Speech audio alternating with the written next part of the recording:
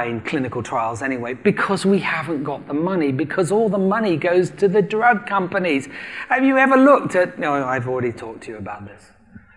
So even if we had proof, they still wouldn't believe us, because she turned around and said, well, there are thousands of clinical trials with homeopathy that prove it works.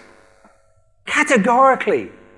You can go to your medical profession and say, it works. Look, here is a whole container load of research proving that it works. No. Diseases, your body's made a mistake. We've got to cut it out, eradicate it, burn it, do whatever we can. Body's made a mistake.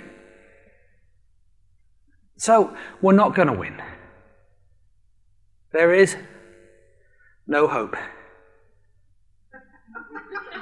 We should all leave.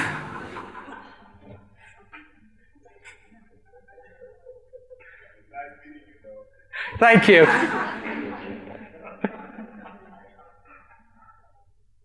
But I think there is hope, because I think modern medicine is really outdated. We're in Germany. When I was younger, I used to lie in bed thinking, is that plane that's going to come over, has it got a bomb in it that is going to land on my city and destroy me? Because I lived in fear from the communist regime. And of course, there was a big wall in Berlin, built on the communist side. And I thought this was a very interesting metaphor for disease and how we look at it. Because the communist regime was amazing. It ruled so much of the world. And it controlled people. It put a big wall up between Berlin. And I used to watch programs about Checkpoint Charlie. And I came to Germany and I really wanted to go to Berlin, to go to Checkpoint Charlie, to see what the other side were doing.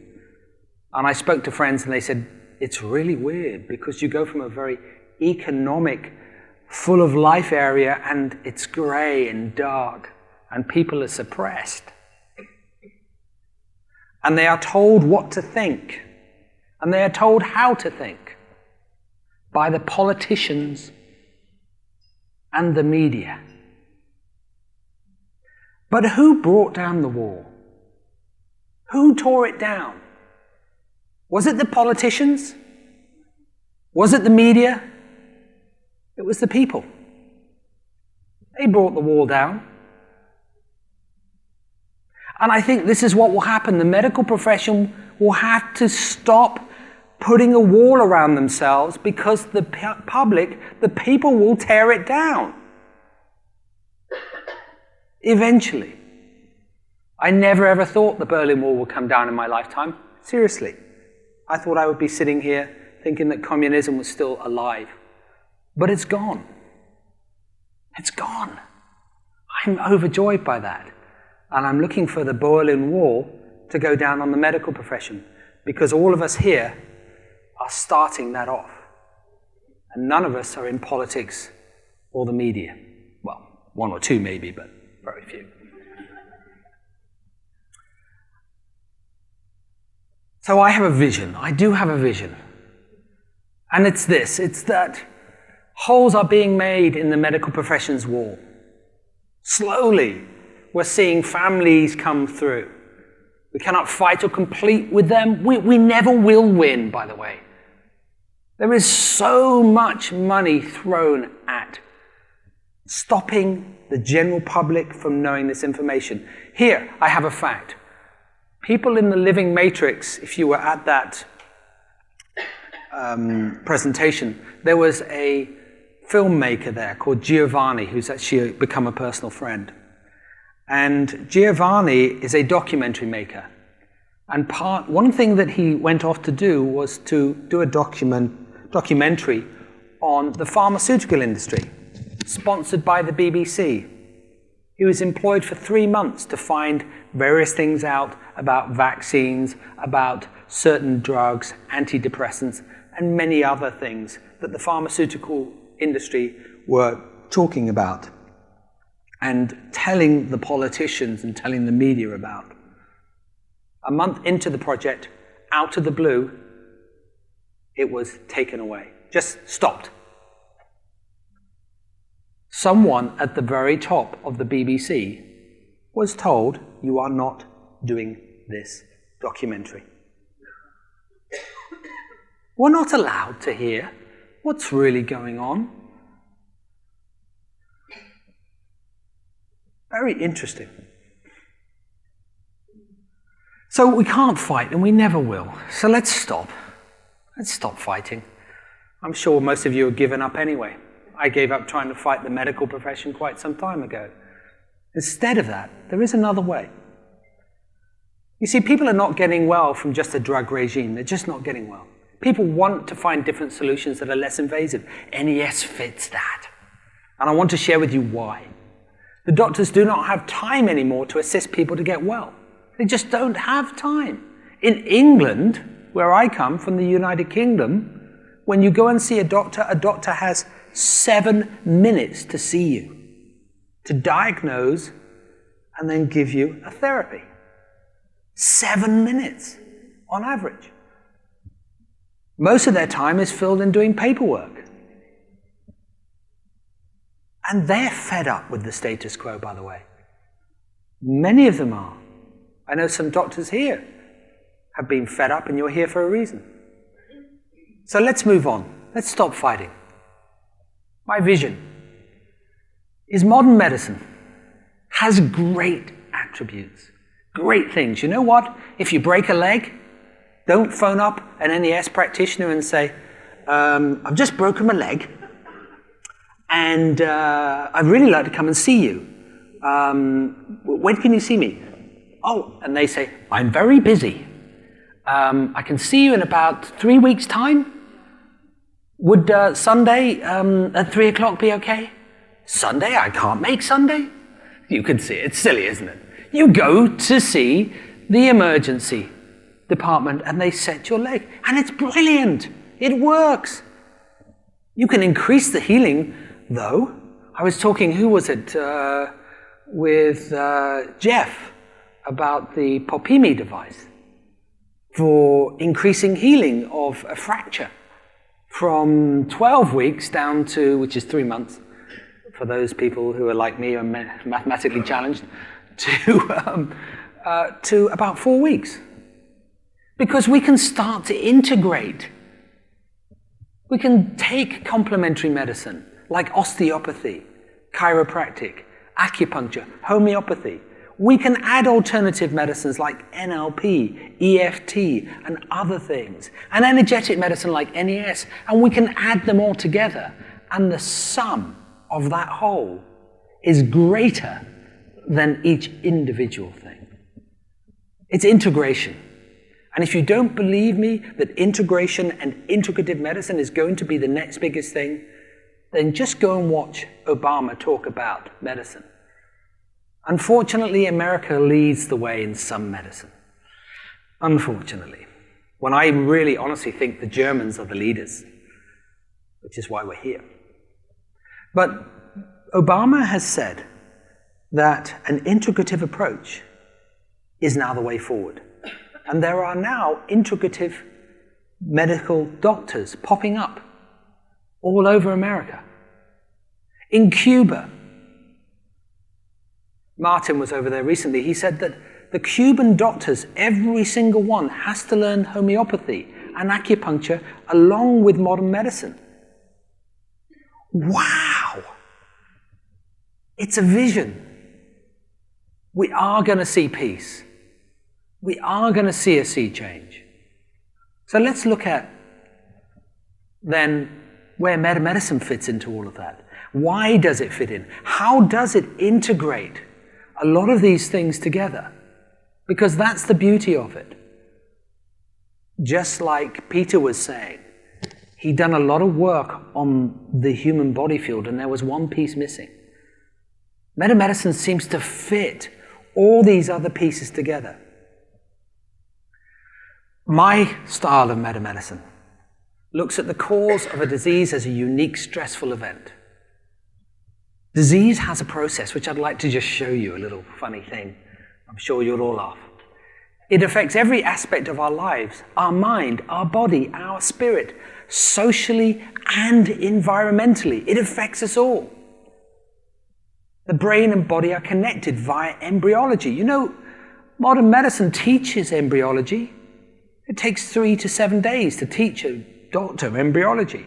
After they've taught it and they've done an exam, they dismiss it and forget it. But embryology explains so much. Peter talked about it. Stressful events get stored in the brain and the body and resonate out, changing our environment via the heart. Shall I say that again? Stressful events, unique stressful events, get stored in the brain and the body in alignment with embryology and resonate out, changing our environment via the heart. You've all watched The Living Matrix. I'm going to go into a few more slides that will prove that. And all symptoms can be explained as part of this whole elegant program. Has the body made a mistake? You answer that question for yourself when we're finished.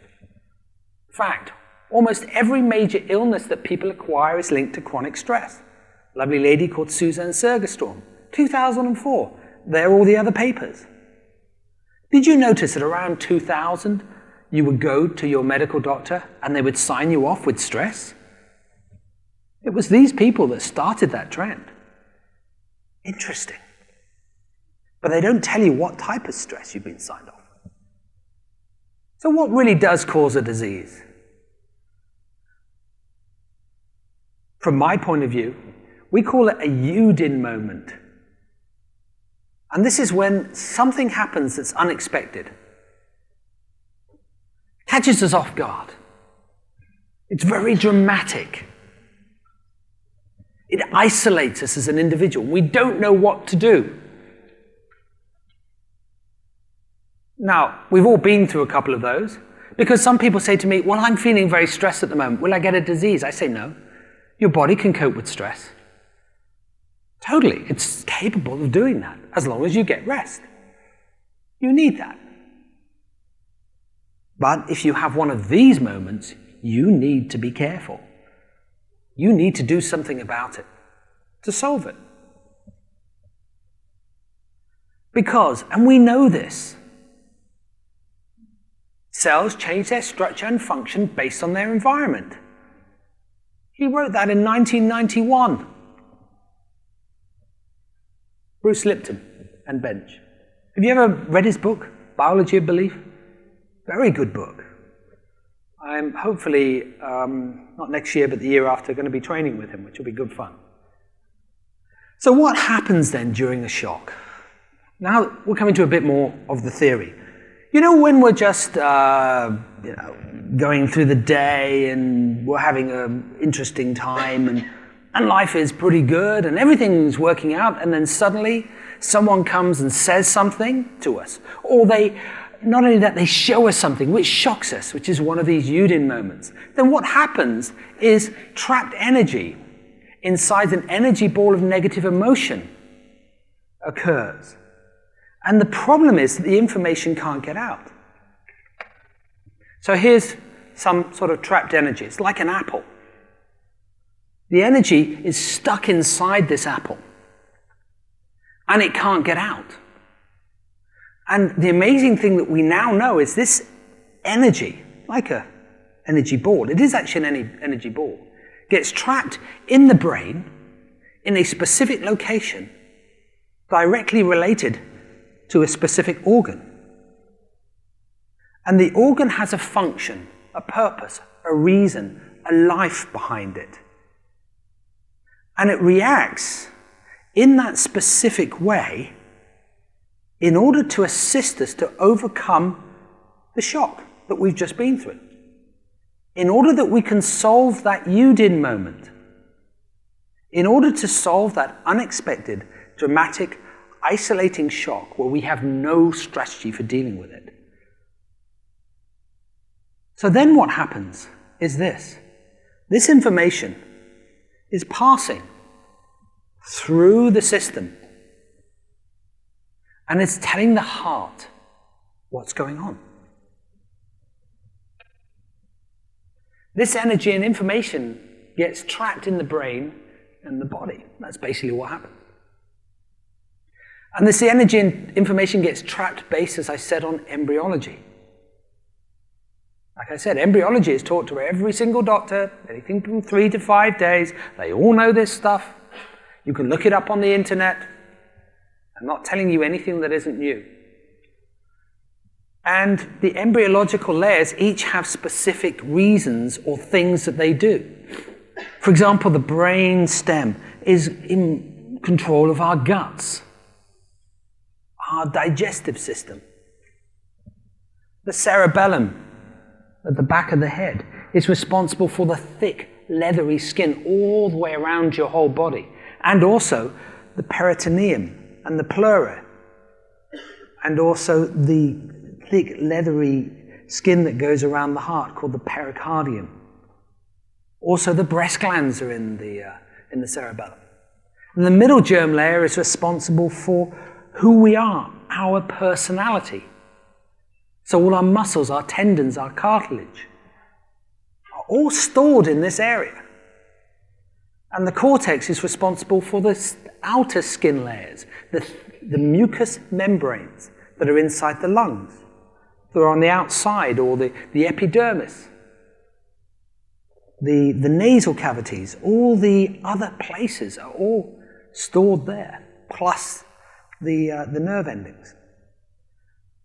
And what they do when they have been through a shock is each one of these areas has a specific purpose behind what it does. So if it's in the gut, it's about digestion, something you cannot digest. Let's see, if you heard that your partner was having sexual intercourse with your best friend, that could be something you could not digest. True.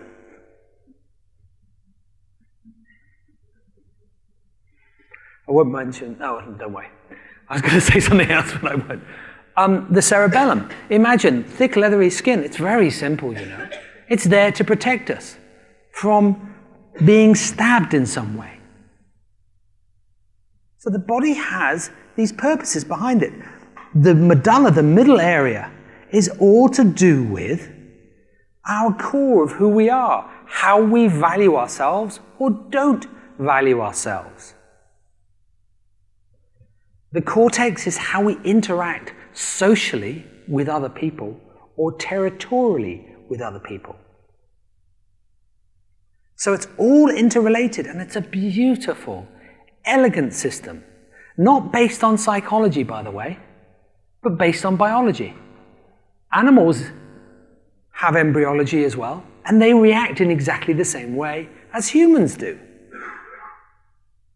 Knowing this, you can start to get even deeper and understand more about what is going on inside the body. Anyway, based on the conflict content, that is what a client has been through, the shock they've been through. That trapped energy and information lodges in the brain and the body at the same time, to specific to one of those embryological layers. There seems to be this amazing system.